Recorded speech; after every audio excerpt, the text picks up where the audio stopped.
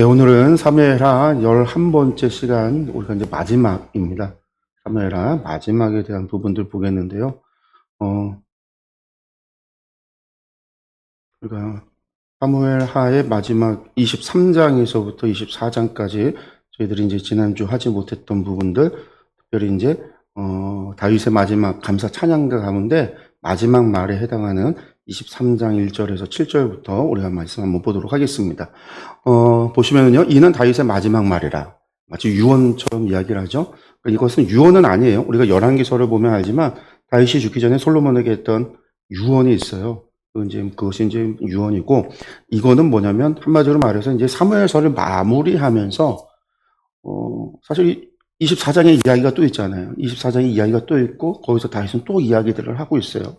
그런 의미가 아니라 이 찬양의 마지막을 정리하면서 이것이 결국 이 다윗의 마지막 찬양이라고 하는 게 사무엘서의 주제거든요. 한나의 기도와 다윗의 찬양이 수미상관으로 앞과 뒤에 서로 위치해서 사무엘서라고 하는 이야기를 담고 있는 하나의 포장지처럼, 수미상관의 포장지처럼 보여주고 있는 건데, 이게 사실 사무엘서의 주장이에요. 그 주제고, 그 주제에 대한 마지막 부분이다.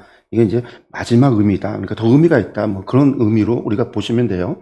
이세 아들 다윗이 말하며 높이 세워진 자, 야곱이 하나님께로부터 기름 부음 받은 자, 이스라엘의 노래 잘하는 자가 말하노라.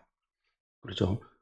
높이 세워지었고 하나님께서 세우신 자, 하나님께서 기름 부은 메시아, 그리스도죠. 메시아죠. 사실은 기름 부음 받았던 게 그 메시아니까 그 이스라엘에서 노래 잘하는 자가 말한다라고 하면서 뭐라고 하냐면요, 여호와의 영이 나를 통하여 말씀하여 그의 말씀이 내 혀에 있도다. 이스라엘 하나님이 말씀하시며 이스라엘의 반석이 내게 이르시기를 사람을 공의로 다스리는 자, 하나님을 경외함으로 다스리는 자요. 여기 근데 마지막 3절 문장이 좀 이상해요. 하나님을 경외함으로 다스리는 자요. 주어가 누구고 누군가가 지금 하나님을 다스린다처럼 읽혀지잖아요. 그런 의미가 아니고요. 세번역 성경 보면 하나님을 두려워하면서 다스리는, 통치하는 왕이라는 뜻이에요. 그러니까 하나님을 경외하고 두려워하는 사람이다라는 거죠. 구약 성경의 중요한 주제 가운데 하나가 하나님을 경외하는 거거든요. 우리가 이제 하나님을 경외함에 대해서 우리가 그렇게 중요하게 여기질 않아요. 왜냐면 교회가 하나님을 향한 사랑을 중시 여기니까. 경외하면 좀 두려울 경외잖아요. 두려워하다라는 뜻이 아니라 경외라는 게 한자 자체가. 그러다 보니까 하나님 두려워한다? 그거는 구약에서의 생각이고, 신약의 하나님은 독생자까지 주시는 하나님, 사랑의 하나님. 그래서 이제 마치 분리시켜 놓은 것처럼 이야기하지만 구약 성경의 가장 중요한 주제 가운데 하나가 하나님의 거룩뿐만이 아니라 경외함이에요. 하나님의 백성은 하나님을 경외한다라는 거. 경외하기 때문에 예배하는 거고요. 경외하기 때문에 주의 말씀을 따르는 거고요. 경외하기 때문에 하나님을 섬기는 거고요. 하나님을 경외해서 하나님을 사랑하는 거예요. 그 경외가 구약에서는 대단히 중요해요. 이스라엘이 멸망에 이를 때에 하나님께서 이스라엘 죄 지은 이스라엘 향해서 외치는 선지자를 통해서 하시는 말씀 가운데 하나가 너희 가운데 하나님을 경외하면 어디 있느냐라는 거였어요. 하나님을 경외하지 않기 때문에 그들이 하나님을 예배하지 않고, 하나님을 경외하지 않기 때문에 하나님을 예배한다라고 하면서 엉터리 예배를 드리고, 하나님 받지 않는 예배를 드리고, 하나님을 경외한다라고 하면서 하나님 앞에 위선의 모습을 갖고요. 하나님을 경외한다라고 하면서 범죄하고요. 하나님을 경외한다라고 하면서 악을 저지르는 것. 그 모든 게 경외하지 않는다라는 거거든요. 근데 이제 다윗은 하나님을 경외하는 자라는 거예요. 하나님을 경외하는 자. 왕이어도 하나님을 경외하는 자. 그래서 하나님을 경외함으로 하나님의 백성을 통치하는 왕.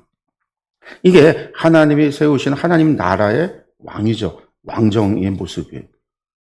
우리가 이제 끝나고 나면 열왕기서로 가면 왕들의 이야기를 보는데 그 왕들이 하나님을 경외하지 않기 때문에, 모든 문제의 시작이 하나님을 경외하지 않기 때문이에요.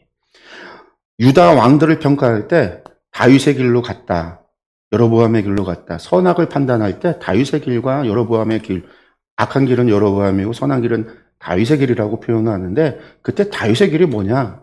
한마디로 말한다면 하나님을 경외하는 다윗의 모습. 그거라고 저는 이야기하고 좀 정리했으면 좋겠어요.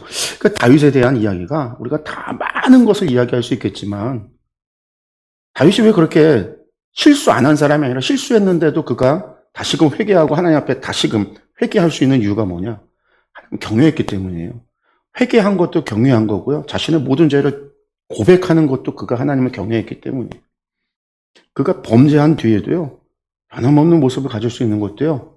그가 회개하고 변함없이 하나님의 세운 왕으로서의 삶을 살아갈 수 있는 것도요. 하나님을 경외하기 때문이에요. 우리가 다윗이라고 하는 사람을 어떻게 기억하느냐라고 하는 것 가운데 찬양의 사람이고 목자고 뭐 여러 가지 있을 수 있지만 여러분들 다윗은 하나님을 두려워, 하나님을 경외하는 사람이었다라는 것을 여러분들 기억했으면 좋겠어요. 예, 그가 말합니다. 그는 돋는 해의 아침빛 같고 구름 없는 아침 같고 비 내린 후에 광선으로 땅에 움이 돋는 쇳불 같으니라 하시도다. 내 집이 하나님 앞에 이 같지 아니하냐. 내 집이라는 것은 다윗의 왕조 이스라엘을 이야기하는 거예요. 하나님이 나와 더불어 영원한 언약을 세우사 만사에 구비되고 견고하게 하셨으니 나의 모든 구원과 나의 모든 소원을 어찌 이루지 아니하시랴. 다윗이 가지고 있는 모든 소원과 구원, 자신의 힘과 능력으로 되어진 게 아니라 누구로부터 된 거예요? 하나님으로부터. 하나님의 언약으로 말미암아 하나님의 영원한 언약을 세웠기 때문에 그래서 만사에 구비되고 견고하게 됐다라는 거죠. 그러나 사악한 자는 다 내버려질 가시나무 같으니 이는 손으로 잡을 수 없음이로다. 그것을 만지는 자는 철과 창자루를 가져야 하리니 그것들이 당장에 불살리로다 하니라. 이게 다윗의 마지막 말이. 그러니까 이 마지막 말에 있는 말은 사실은 다른 게 아니에요. 하나님의 주권. 다윗이 이야기하고 있는 거예요. 나는 누구냐? 나는 노래 잘하는 사람이고 내가 기름 부음 받은 사람이고 내가 세워진 사람이지만 나는 하나님을 경외한 사람이고 하나님이 그런 나와 언약을 맺어줬고 하나님이 그 언약 안에서 하나님이 나를 구원하시고 하나님이 나를 형통케 하시고 하나님께서 나를 그렇게 하셨다라는 거예요. 그러니까 한나의 기도에 나와 있는 하나님은 높이시기도 하고 낮추시기도 하신다고 하셨던 그 하나님의 주권 한마디로 다윗의 마지막 말 속에 담겨 있는 것으로 그 앞에 승전과 찬양을 우리가 지난주에 봤지만 쭉 노래하지만 결국 그 승전도 결국 뭐에 달려 있는 거예요? 마지막 말 속에서는 하나님께 있는 하나님의 절대 주권 다시 한번 강조하는 거예요. 그렇게 마지막 말이 끝납니다. 그 다음에 이제 23장 8절부터 24장 마지막까지 이제 마지막 다윗의 교만함을 징계하신 하나님 했는데요. 이 부분을 두 부분으로 나눠지는데 다윗의 용사들 23장 이야기고요. 그 다음에 24장이 이제 인구 조사에 관한 이야기예요. 그럼 여기에 다윗의 용사들의 이야기가 왜 또 갑자기 23장에 나왔는가? 우리가 앞에서 다윗의 용사들이 또 나왔거든요. 다시 한번 반복을 하면 왜 이 이름이 그냥 쭉 나열을 해요, 이름들을. 그 이 지루한 이름을 나열하는 이유가 뭘까? 단순한 전공의 보고서냐? 그게 아니라, 지난번에도 봤지만 21장에서 24장은 사무엘서 전체의 에필로그의 형식. 그러니까 22장에서 사실 끝나놓고 21장은 부록같이 뒤에 쓰여져 있는데, 부록이면서 사무엘서 전체를 결론을 다시 한번 복습하는 거죠. 복습하듯이 마지막을 이야기해 주는 건데 여기에 두 번의 군사, 이 용사들의 이름이 나열이 되는데 그것은 의도를 가지고 있다라고 그랬어요. 그게 대칭 구조를 이루는 거. 처음에 국가적 재난이 있었고 기브아 사람들 사울의 죄 때문에 일어났던 국가적 재난이 있고 마지막에 인구조사로 인한 재난이 있어요. 그 둘 사이에 다윗의 용사들에 대한 이야기가 있고 그 가운데 위치하는 게 다윗의 노래, 승전가, 하나님을 향한 찬양이 있단 말이에요. 이 찬양에 바로 직전에 이 찬양을 감싸는 원이 다윗의 용사들인 거예요. 여기서 말하고 있는 게 뭐냐? 하나님의 나라가 다윗 한 명의 영웅이 아니라 여러 사람을 통해서 이루어진 어떤 사람은 이름만 나와 있는 누군지 아무 소개도 없는 그런 사람을 통해서 하나님의 나라를 하나님 세워가신다.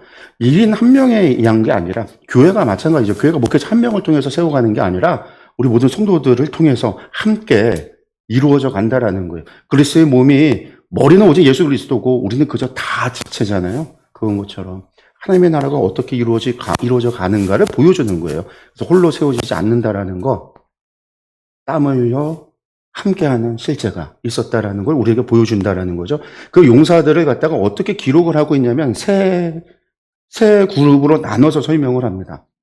첫 번째, 다윗에게서 가장 뛰어난 세 용사를 언급을 해요. 가장 뛰어난 용사들이에요. 그리고 이 세 용사들은요, 마치 기적과도 같은 일들을 행한 사람들이에요. 마치 다윗이 골리앗을 죽인 것과 같은 그런 놀라운 일들을 했던 가장 뛰어난 용사들 3명을 언급을 하고요. 두 번째는 이 30인 용사들 가운데 지도자들인데, 우두머리들인데, 이 사람들의 세 부류의 사람들은 어떤 사람들이냐면 다윗을 향해서 이들이 한 것 가운데 언급하고 있는 건 뭐냐면 다윗의 혼잣말 그것조차도 귀 기울이고 자신들의 생명을 내놓고 나아가서 충성하는 사람. 그 3명의 사람들을 언급을 하고요. 그 다음에 이제 나머지 30명, 그러니까 27, 30용사들이 쭉 기록되는데 이 사람들은 그냥 이름만 쭉 언급이 돼요. 근데 이 사람들의 언급 속에 놀라운 이야기들이 또 담겨 있어요. 그래서 이걸 정리를 하면 첫 번째 3명은, 첫 번째 세 용사는 초자연적인 승리와 왕국의 기초를 세운 사람들이다. 두 번째 3명은 자발적이고 인격적인 사랑을 갖는 다윗을 향한 거죠. 그런 용사들이고 30의 용사들은요. 일상을 지탱하는 실질적 허리라는데 다윗 왕궁을 지탱하는 허리. 오늘날 군대로 치면 병사들이 있고 장교가 있으면요. 병사와 장교의 중간에서 허리 역할을 하는 사람들이 누구냐면 하사관들이에요. 하사, 중사, 상사 이런 하사관들. 하사관들은 장교는 아닌데 병사하고 다르죠. 군대에서 가장 힘든 사람들, 그리고 그 부대의 전투력을 좌우하는 사람들은 하사관들이에요. 하사관들. 그래서 이제 우리 잘 아는 강철 부대 같은 거 보면 거기 이제 특전사들 나와서 이렇게 하는 거 보면은요, 전부 다 거기에 베테랑들, 최고 막 사격도 잘하고 막 이게 체력도 좋고 막 작전 수행도 좋고 하는 사람들 보면 전부 다 중사, 상사, 하사관들이거든요. 그런 사람들이 부대의 허리라고 그러는데 이 30명이 이스라엘의 허리를 지탱하는 사람들. 그런 사람들이라고 보면 될 것 같아요. 한번 명단을 보면요. 먼저 그러면 이 가장 뛰어난 세 용사가 누구냐 보면요. 다윗의 용사들의 이름이 이러하다. 그러면서 첫 번째 사람입니다. 다그몬 사람 요벳 요셉 바세벳. 이름이 좀 어려워요. 요셉 바세벳이라고도 하고 에센 사람 아디노라고도 하는 자다. 그러니까 이름이 다그몬 사람이라고도 부르고 에센 사람이라고도 부르고 이름이 두 개로 불린다라는 거예요. 그런 사람이 하나 있는데 그 사람은 군지간의 두목이라 그가 단번에 어떻게 해요? 800명을 쳐 죽여. 어마어마한 사람인 거죠. 뭐 무쌍을 찍는 거예요. 뭐 오늘날로 이야기하면 거의 소드마스터죠. 혼자서 800명을 쳐 죽였으니 거의 삼손급이잖아요. 삼손급. 이 사람이 그렇다라는 거예요. 두 번째 사람은 아우아 사람 도대의 아들 엘아살이다라는 건데 이 사람이 다윗과 함께한 세 용사 중에 한 사람이다. 이 3명의 사람 가운데 한 명인데 다윗과 함께했다라는 거예요. 이 사람이 블레셋 사람들이 싸우려고 거기에 모임에 이스라엘 사람들이 물러간지라 이스라엘 사람은 도망갔어요. 세 용사가 싸움을 도두고 그가 나가서 엘아살 이 사람이 나가서 손이 피곤하여 그의 손이 칼에 붙기까지 블레셋 사람을 치니라. 피곤해서 칼이 손에 붙었다라는 얘기는요. 여러분들 칼이 손에 어떻게 하면 붙을까요? 땀이 많이 나면 붙을까요? 아니에요. 피가 철철 묻어서 피가 굳으면 붙는 거예요. 그렇게 사람을 많이 죽였다라는 거예요. 이스라엘 사람들 다 도망간 그때. 그날에 여호와께서 크게 이기게 하셨으므로 백성들은 돌아와 그의 뒤를 따라가며 노력할 뿐이었더라.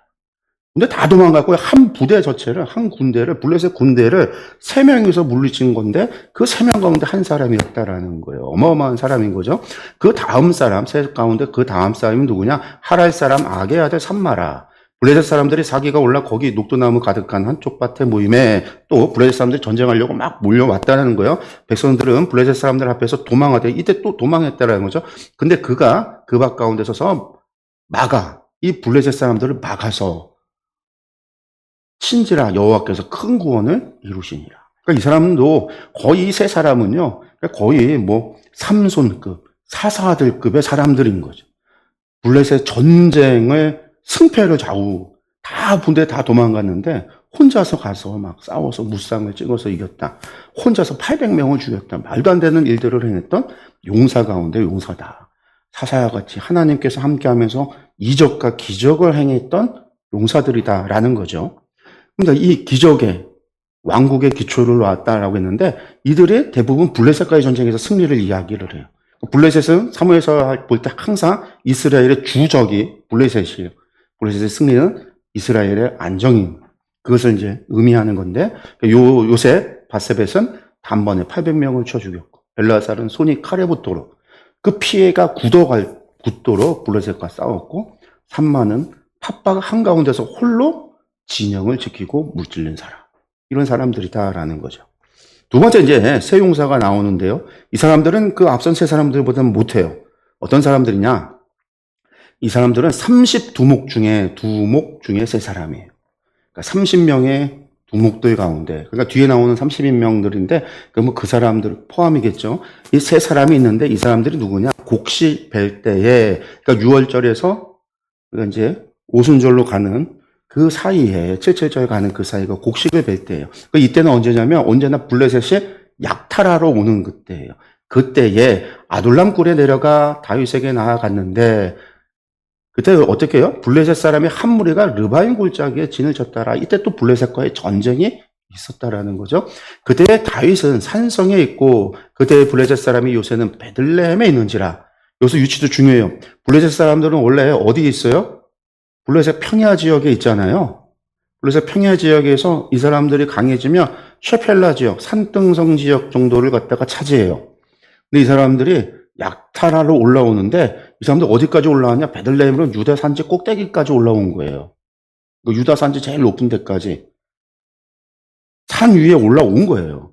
이스라엘은 언제나 전쟁에서 전쟁하는 방법이 어떠냐면 산 위에서 블레셋 사람들을 향해서 산성을 이렇게 격전하던 이런 산성 위에서 돌 던지고 흙 던지고 창 던지고 하면서 전쟁을 해요. 블레셋 사람들이 막 강력한 전차가 있어도 요 산 요렇게 돼 있는 언덕을 못 올라가니까 이 산성 요거 낮은 산성이라도 전차가 못 올라가니까 그들의 가장 강력한 무기인 전차를 전혀 못 쓰거든요. 그러니까 산에서 방어를 하는데 이 산 위에 베들레헴 산 위에까지 지금 블레셋 사람들이 올라와서 유다 지역을 갖다가 약탈하고 다 유린하고 있는 상황이다라는 거예요. 엄청나게 밀린 거죠, 한마디로.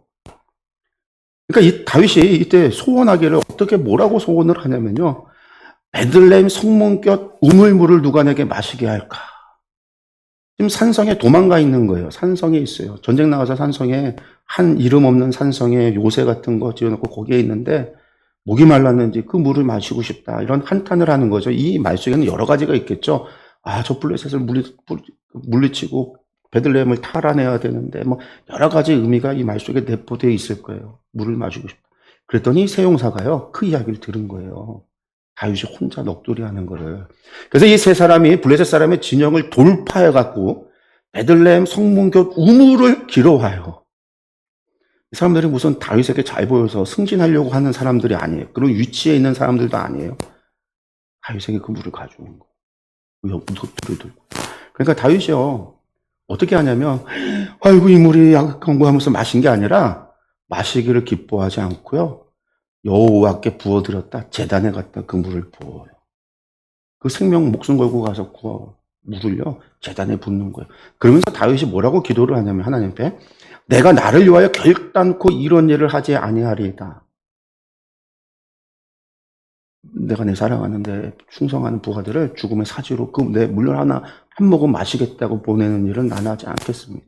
이는 목숨을 걸고 갔던 사람들의 피가 아니니까 이건 그 피다라는 거예요. 그래서 마시기를 즐겨하지 아니하니라. 세 용사가 이런 일을 행하였더라. 이 사람들이 그런 일을 행했던 사람들이라는 거예요.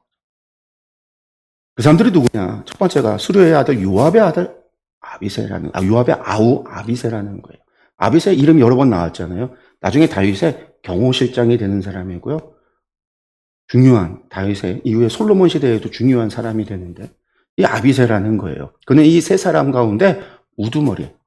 그가 그의 창을 들어 300명을 죽이고 세 사람 중에 이름을 얻었다라는 거죠. 그는 세 사람 중에 가장 존귀한 자가 아니냐. 그가 그들의 우두머리가 되었으나 그러나 첫 세 사람에게는 미치지 못했다. 앞에 세 사람은 미치지 못했다. 왜냐하면 앞에 사람은 한 번에 800명 죽였는데 미치지 못했다라는 거죠.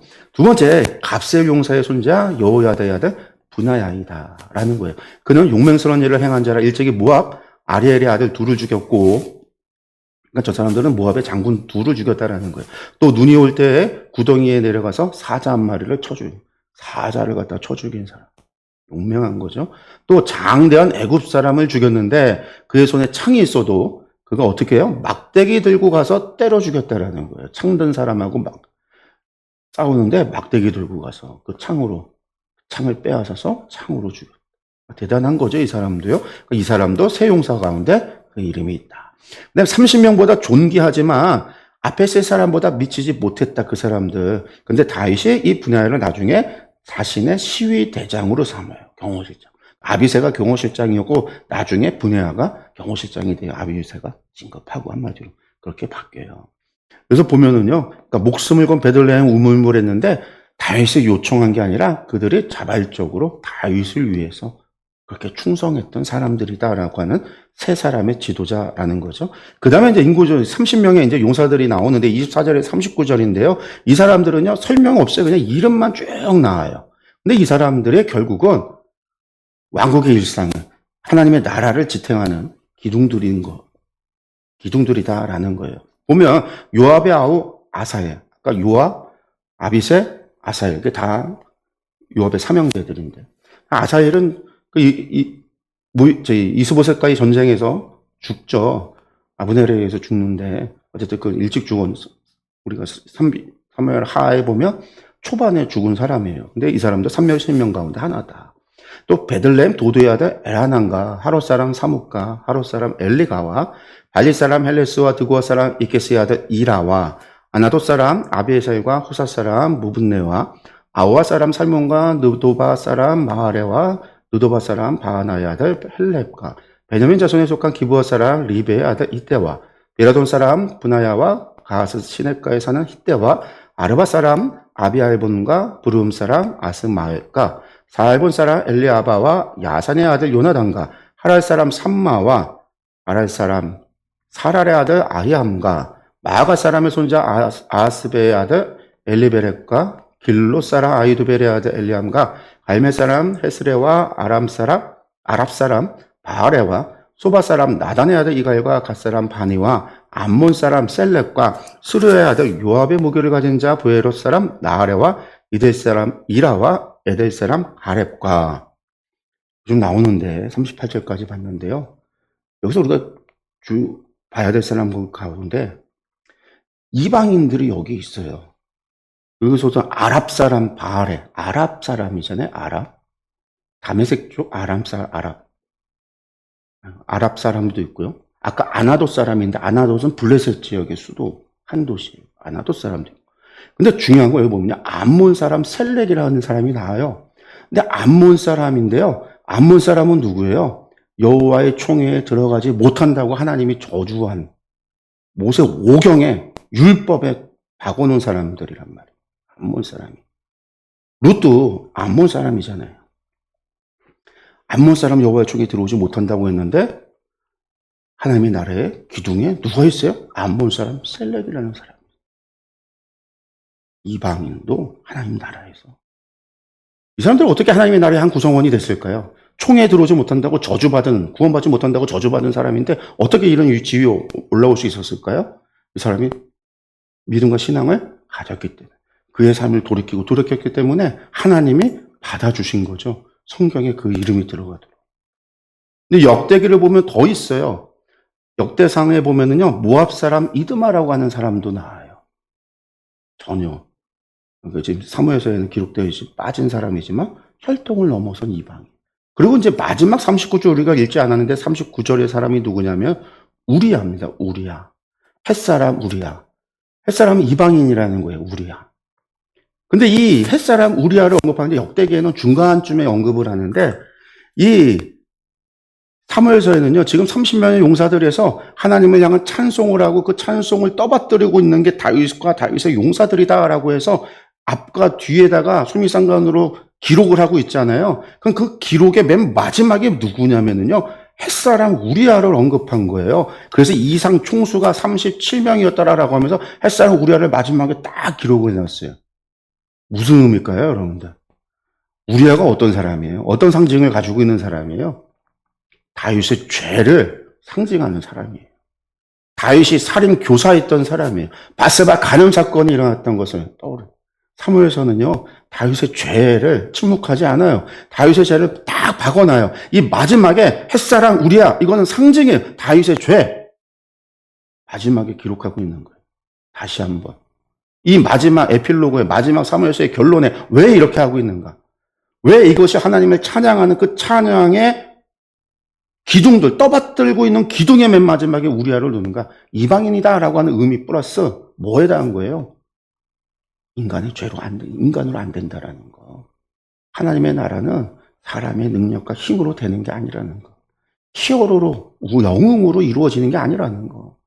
다윗의 영웅성이 그 나라를 떠받드는 게 아니라는 거. 다윗도 죄인이야. 이걸 읽어가면서 와, 다윗이 대단해. 다윗에게 이런 많은 용사가 있어. 막 올라가다가 마지막에 우리야. 감추고 싶은 거잖아. 왜 이렇게 하고 있는가? 아, 다윗이 아니구나. 누가? 하나님이 이스라엘 되게 하는 거야. 하나님이 당신의 나라를 하나님이 세우고 바치고 이끌어 가시는 거야. 그걸 보여주고 있는 거죠. 명단의 끝에 숨겨진 이 우리아라고 하는 결말이 그걸 우리에게 보여주는 거예요. 인간왕의 타락과 인간의 한계. 결국 하나님이 아니고서는 안 된다라고 하는 거. 하나님이 없으면 안 된다라고 하는 거. 그걸 다시 한번 보여주는 거죠. 다시 한번 다윗 왕국이 우리아를 잃게 만든 타락한 인간의 통치 안 되는 거예요. 실패를 통해 증명된 참된 구원자가 필요하다라는 거. 결국 이것을 통해서 무엇으로 나갈 수밖에 없어요? 그리스도의 왕국은 자기 백성을 위해 목숨을 버리신 완벽한 왕 메시아 기다릴 수밖에 없는. 우리가 고대하는 메시아는 다윗이 아니라는 거예요. 다윗이 아니다. 한나의 기도의 맨 마지막에 메시아에 대한 예언성 기도문, 메시아의 예언으로 끝났고 그 메시아의 예언이 하나님의 기름 부음 받은 자가 다윗이다라고 사무엘서는 이야기하지만 그러면서 동시에 다윗은 불완전하다라는 걸 보여주고 있어요. 다윗은 참된 왕이 될 수 없음을 또한 이야기하고 있는 거예요. 누가 참된 왕이냐? 이후에 오실 그리스도, 메시아로 연결이 되는 거죠.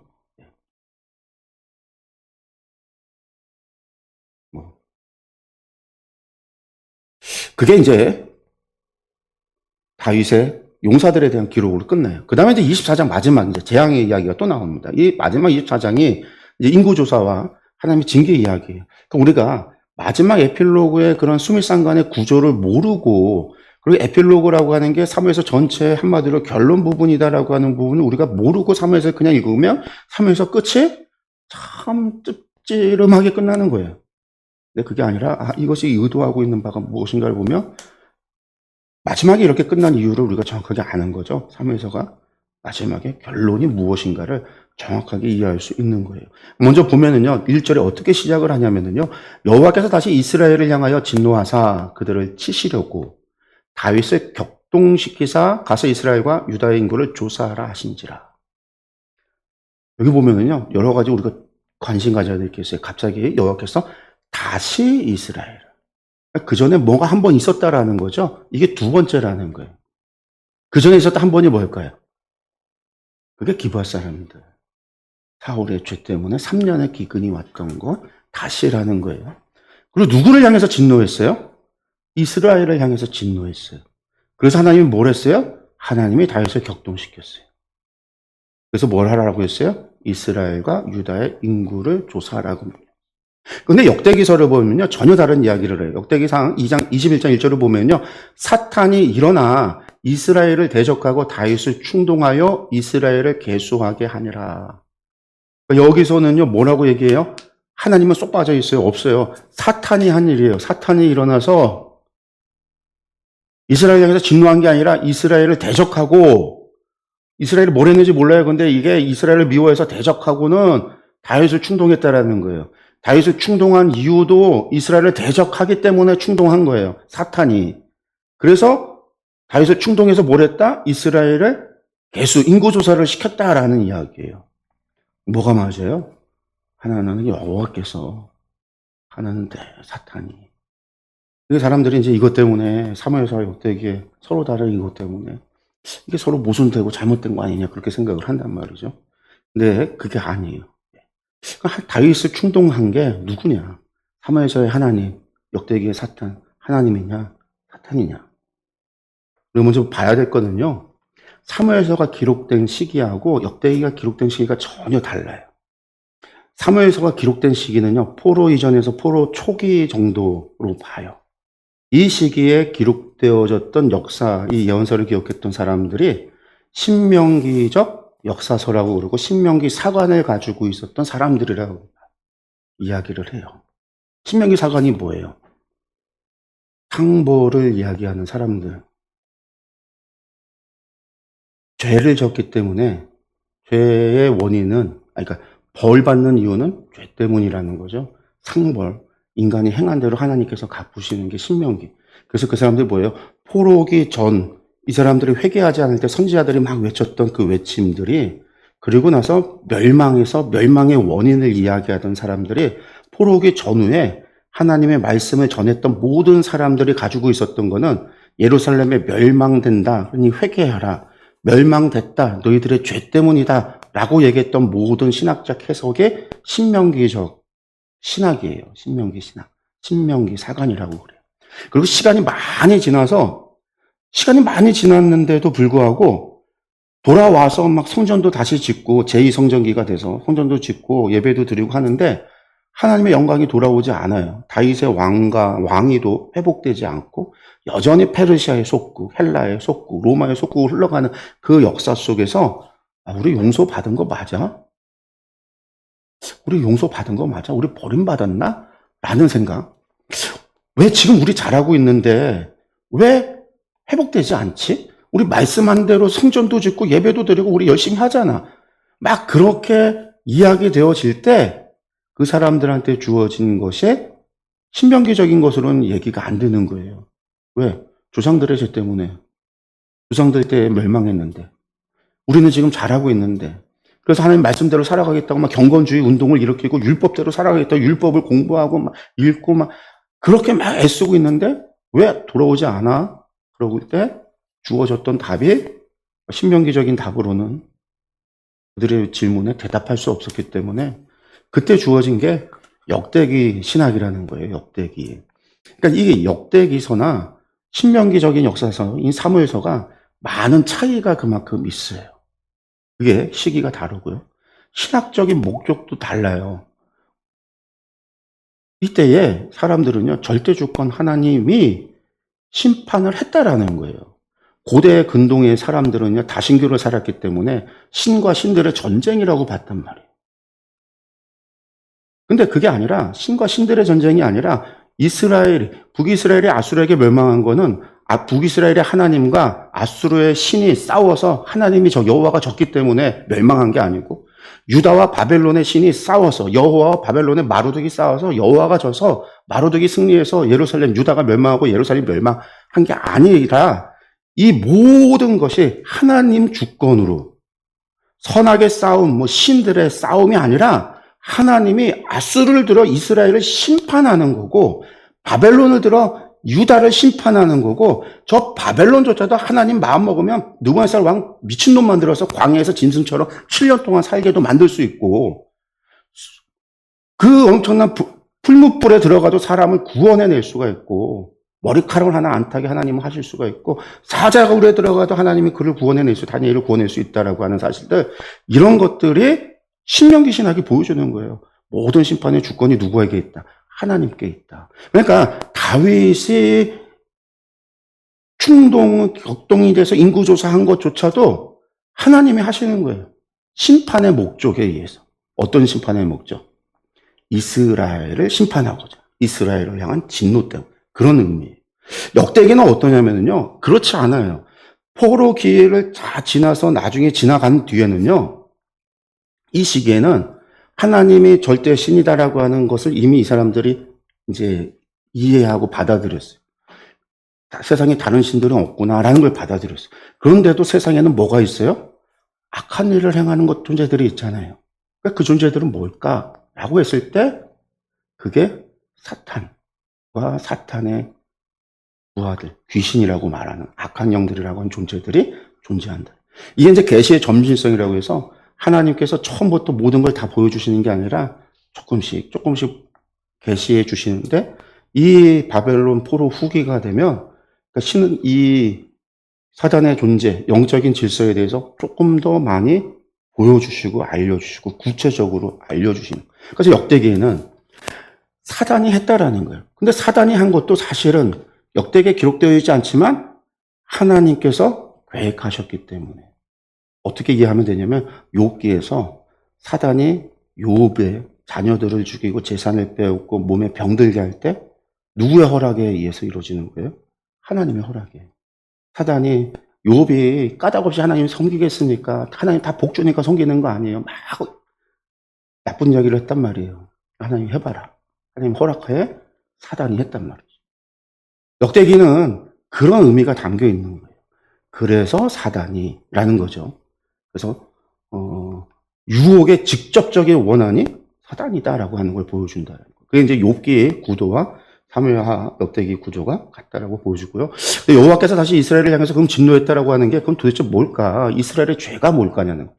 기브온 사람들, 그러니까 3년의 사울의 죄 때문에 3년간 하나님이 감옥을 내렸을 때는 죄 이유가 명확하게 나와요. 그게 뭐였어요? 기브온 사람들을 사울이 죽였기 때문에 인종 청소하겠다고 그냥 싹 죽여버린 그 사건 때문에 그랬단 말이에요. 하나님께서 그들을 용서하고 하나님의 백성으로 삼으시고 하나님의 이름으로 이스라엘과 그들의 언약을 맺었는데 사울이 뭐가 없어요? 하나님 경외함이 없는 거죠. 죽였단 말이에요. 그 죄 때문이었는데 여기서는 안 나와요. 그러니까 이 죄가 무엇일까라고 본다면 다윗 후반기에 언약을 향한 끊임없는 반역과 불신앙이 존재했다. 그게 뭐예요? 압살롬의 반역. 이스라엘 백성들이 가서 장로들이 가서 압살롬에게 지들이 기름 부었어요. 하나님의 기름 부어야 되는데 물론 사무엘이 다윗에게 사람의 기름 부었지만 하나님이 명령해서 선택한 사람을 선지자를 보내서 하나님이 부으신 거잖아요. 근데 이것들은 지들이 가서 기름 부었단 말이에요. 압살롬을 왕으로 세웠단 말이에요. 세바의 반란 마찬가지예요. 이익을 따라서 북쪽 갈라졌다는 거예요. 그러니까 이익을 따라서 요동쳤던 이 이스라엘의 패역함, 하나님의 기름 부은 자를 갖다가 거부하는, 그건 결국 하나님을 거부하는, 하나님을 경외하지 않는 선택이었죠. 그것에 대한 죄가 이스라엘을 향한 진노다라는 거예요. 진노. 그 다음에 내가 가진 칼을 뺄 만한 자가 얼마나 되는가. 이게 한마디로 뭐냐면 다윗이 내게서 칼을 뺄 용사가 몇 명이나 되는가. 인구조사라고 하는 게 오늘날 우리나라 요즘 시대의 인구조사, 그래서 우리나라 인구가 몇 명인지를 조사하는 그런 의미가 아니란 말이에요. 인구조사가 뭐예요? 남자가 칼을 들고 전쟁에 나가 싸울 만한 사람들, 군인의 수를 계수하는 게 인구조사고, 다윗이 명령한 게 그 군인의 수를 명한 거예요. 계수하라고. 내게서 내 군대가 몇 명이나 되겠냐. 그러니까 여기에는 하나님이 격동시켰지만 격동시킨 것으로 말미암아 다윗이 행한 거는요. 그 안에 속마음이 격동을 통해서 드러난 거거든요. 잠재의식이 드러난 거란 말이에요. 숨겨졌던 게 본성이 나온 거예요, 생각이. 그 숨겨져 있던 생각과 본성이 뭐냐? 나의 힘, 나의 군대가 이만큼이라고 하는 교만이 있었던 거예요, 다윗에게도. 하나님이 이것도 심판의 대상으로 삼은 거예요. 그 결과가 뭐예요? 7만 명이 죽어. 다윗이 인구조사 시켰는데 죽는 건 이스라엘 백성이. 그러니까 심판의 대상이 이스라엘 백성이잖아요. 이것이 처음부터 이스라엘 백성을 진노해서 하나님의 심판의 목적으로 이루어진 거다. 기브온 사람들을 죽였던 사울의 죄 때문에 하나님이 심판했던 것처럼. 한번 말씀 보면요. 그러니까 2절부터 이제 요압에게 이제 다윗이 명령을 합니다. 가서 모든 지파 가운데 다니면서 단에서 브에셀까지 인구를 조사해서 백성의 수를 되게 보고해라. 이때 보고에는요. 여자와 어린아이와 노인과 장애가 있는 사람, 병든 사람 빠지는 거예요. 누구? 칼을 들고 전쟁에 나가 싸울 수 있는 사람을 계수하라는 거예요. 그러니까 요압이 뭐라고 얘기하냐면 왜 왕이요? 왜 인구조사 같은 거 이런 걸 명합니까? 보세요. 왕이 하는 여호와께서 100배나 더하게 하사 내 주 왕의 눈으로 보게 하시기를 원하나이다. 하나님이 눈에 보이는 것보다 훨씬 더 많이 하나님 하실 수 있는데 왜 이런 일로 그거 개수해갖고 기뻐하냐? 이걸 왜 요구하냐? 요압이 충성으로 반대를 해요. 하지 못해. 근데 다윗이 계속 했다라는 거예요. 왕의 명령이 요압과 군대 사람들을 재촉했다라는 건 한 번으로 끝난 게 아니라 계속 집요하게 계속 다윗이 요구했다라는 거예요. 그래서 요압이요 물러나서 요단 건너편 동편에 골짜기 가운데 아로에르라고 하는 곳에서부터 시작해서 야세 맞은쪽에 이르러 장막을 치고 길라앗에 이르고 단디 호시 땅에 이르고 또 다냐안에 이르러서는 시돈으로 돌아 두로 견고한 성에 이르고 히윗 사람과 가나안 사람의 모든 성읍에 이르고 유다 남쪽으로 나와 브엘세바에 이르니라. 그 얘기는 뭐냐면요. 두로에도 이르고요. 히윗 사람, 가나안 사람들 모든 성읍에 이르렀다는 거는요. 이스라엘 민족만 계수한 게 아니에요. 이거는 또 12지파 사람들만 계수한 게 아니라 다윗이 통치하고 있는 지역의 이방인들까지 다 계수한 거예요. 사실은. 왜? 동원. 전쟁에 동원할 사람까지 다. 그래서 9달 20날 만에 예루살렘에 돌아왔어요. 그리고 왕에게 보고하기를 이스라엘에서 칼을 빼는 담대한 자가 80만 명. 이스라엘 지역에서. 그 지역에서 이방인 포함. 유다 사람이 50만 명. 합이 몇 명이요? 130만 명이 군대가 있습니다. 라고 보고를 한 거죠. 여기 보면요. 아로엘이 동편이에요. 저기서부터 저 두로 히돈까지 올라갔다가 브엘세바로 내려서 예루살렘에 올라오기를 거의 10개월 가까이 9달 넘게 인구조사를 했다. 이스라엘 지파하고 유다 지파라고만 표현되지만 여기에는요 이방인들, 다윗이 통치하는 가운데 있는 모든 이방인들까지 다 포함된 숫자라는 거예요. 그런데 다윗이 그 백성을 조사한 후에 무슨 마음이 드냐면요, 그의 마음에 자책함이 드는 거예요. 내가 이걸 왜 했을까? 이때서야 정신을 차리는 거예요. 격동을 해서 그가 그 속마음에 잠재의식을 나와서 막 그걸 했지만 결국 이것이 결과가 나고 난 다음에 하나님께서 그동안 걸 좀 물러오신 거죠. 깨닫게 되는 거죠. 이게 내가 범죄했구나. 내가 그렇게 입으로 하나님의 능력이라 해놓고서 내가 내 군대를. 한마디로 그거예요. 마음의 재촉을 하고는요, 다윗이 여호와께 아뢰되 내가 이 일을 행함으로 큰 죄를 범했나이다. 선지자가 와서 얘기한 게 아니라 다윗이 깨닫고 다윗이 하나님 앞에 회개한 거예요. 다윗이라고 하는 사람이. 왜 이렇게 할 수 있어요? 다윗이 여호와를 경외하는 사람이니까요. 하나님 앞에 깨닫자마자 죄를 범했다라는 거예요. 그러니까 여호와께 이제 간구하옵나니 나의 종의 죄를 사하여 주옵소서. 내가 심히 미련하게 행하였나이다. 하나님 앞에 회개 기도를 해요. 그리고 다윗이 아침에 자고 일어났더니요, 하나님이 선지자 갓을 보내요. 갓 선지자를 보내는 거죠. 여기에서 격동이라는 게 하나님께서 없는 죄를 그냥 억지로 만들어낸 게 아니라 아까도 얘기했지만 다윗이 그 안에 내면에 있었던 잠재의식 속에 있었던 그 생각과 마음을 끄집어내신 거예요. 끄집어내신. 그러니까 그가 다윗은 실수한 사람뿐만 아니라 그도 마음에 잘 나갈 때는요 우쭐해줄 수 있고 내 힘 때문에 내 힘 때문에 그런 마음이 있었던 사람인 거예요.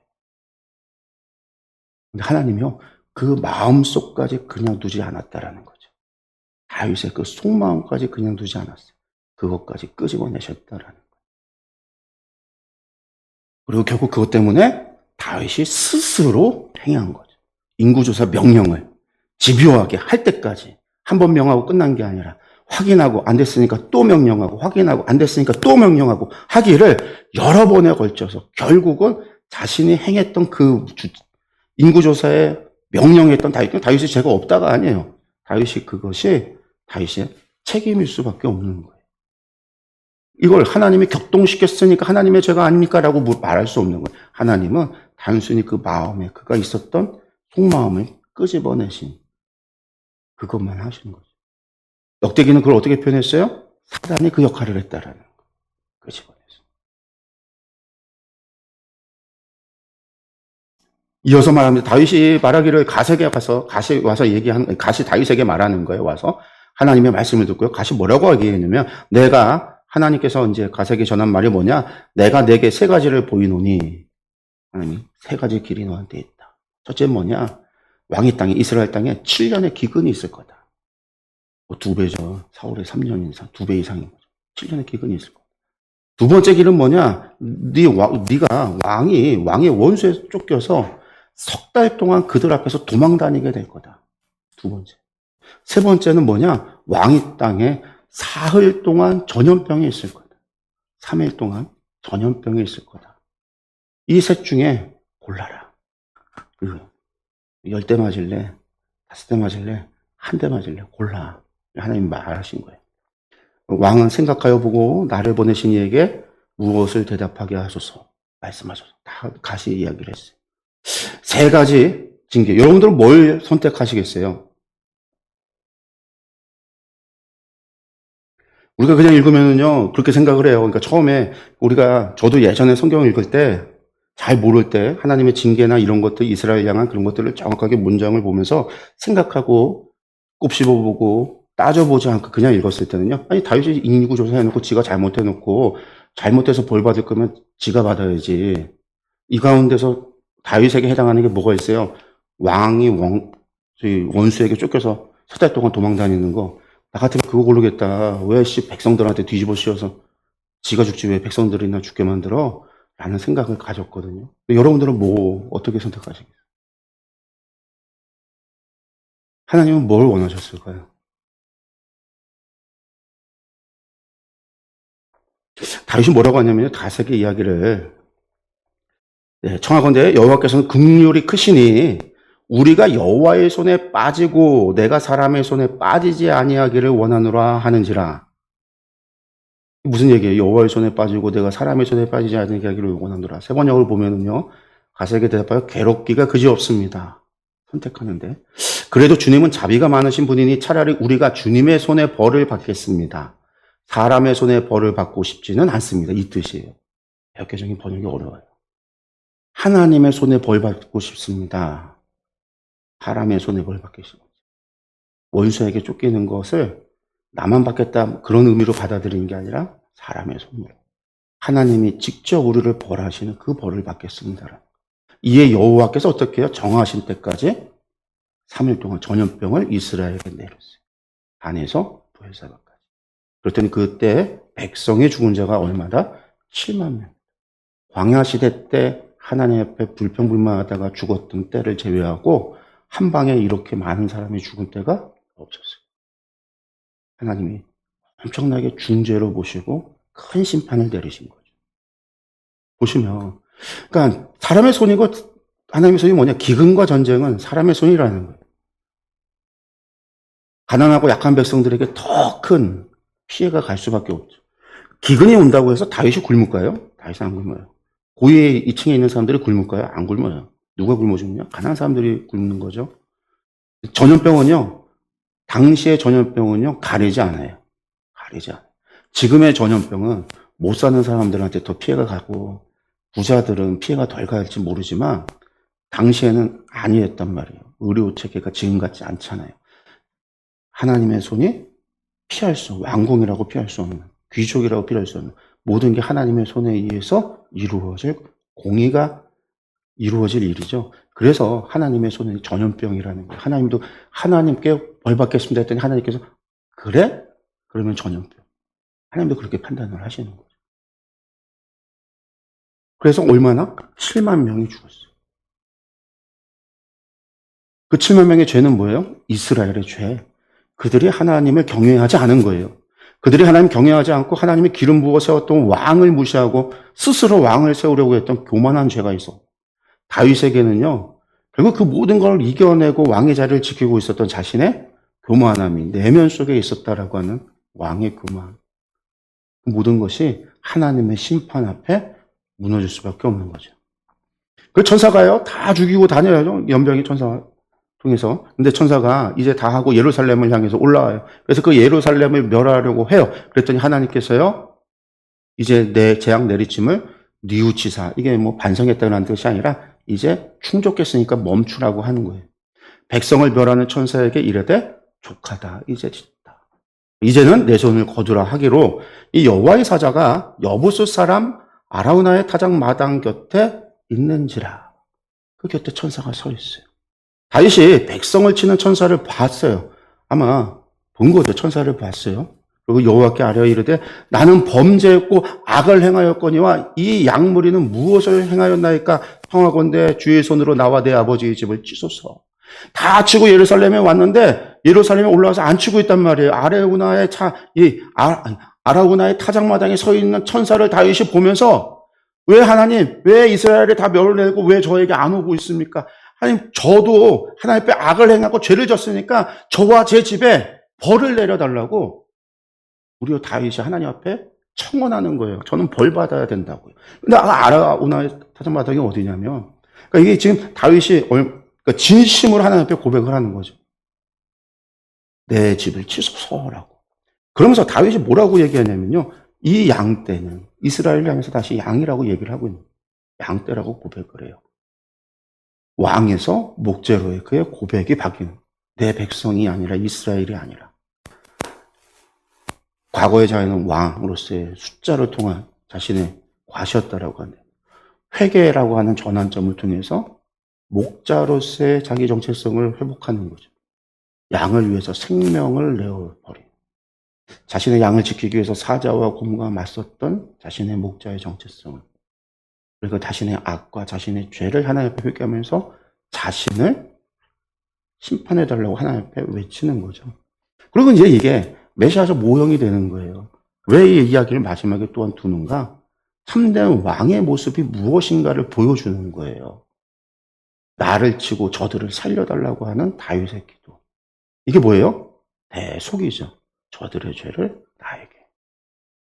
메시아의 모형을 보여주는. 이스라엘의 왕의 참된 메시아의 모형을 보여주는. 그리고 여러분들 그 여부수가 어디냐면요. 여기 보시면 요 아래쪽이요. 뭐 이건 가상 그림이긴 한데 요 아래쪽이 다윗성이에요. 다윗성. 여러 사람들 몰아내고 예루살렘의 다윗이 왕궁을 세웠던 다윗성.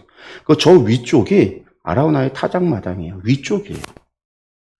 나중에 이제 거기에다가 성전이 지어지는 건데, 그러니까 다윗이 볼 때 자기 뒤쪽 언덕 위에 천사가 서 있는 것을 봤다라는 거예요. 그러니까 내 집 위에서 내 집을 내려다보고 있는 천사를 보는데 그 천사가 심판을 안 하고 끝마치는 모습을 다윗이 보고 왜 내 집에 심판을 안 하십니까? 라고 얘기한 거예요.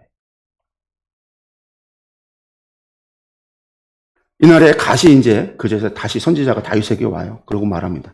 여부스 사람 아라우나의 타작마당에서 여호와를 위하여 제단을 쌓으소서. 여호와께 제단을 쌓아라. 그러니까 다윗이 여호와께 명령한 대로 가세의 말대로 올라가는 거죠. 자기 성 뒤쪽 산 언덕 위로 올라가는 거죠. 거기서 성전을 쌓아라. 그 산 앞에 번제와 화목제를 드리는.